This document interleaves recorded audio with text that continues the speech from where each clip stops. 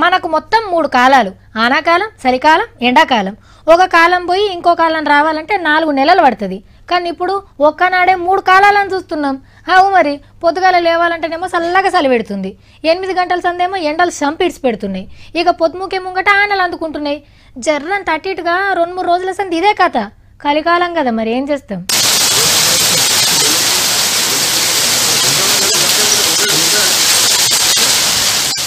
ఆనదేవుడు ఇయ్యాల కూడా ఇడిచిపెట్టలేదు పోన్రి.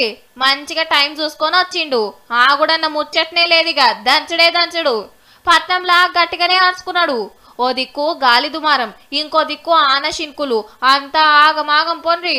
అగో గాలి ఎట్లా సరిచి కొడుతున్నదో. పెద్ద పెద్ద హోల్డింగ్లే కొట్టుకుపోయినాయి గాలి దుమారానికి. రోడ్ల మీద చెట్ల కొమ్మలు, కరెంటు తంబాలు ఇరిగిపడ్డాయి. అగో కారు మొత్తం పొరక అయింది. ఇక వరదలు వారే వరకు ట్రాఫిక్ జామ్లతోని సుక్కలు కనబడ్డాయి పబ్లిక్. ఊర్లలో మన తక్కువన రాళ్ళ ఆనలు, గాలి దుమారం దెబ్బ చిన్నగా లేదు.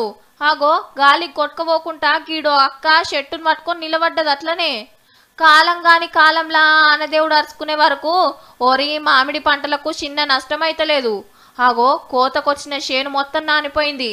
మార్కెట్లా ఒడ్ల బస్తాలు దడిచిపోయినాయి. ఆడా ఈడా అనేం లేదు, అంతటిట్లనే ఉన్నది.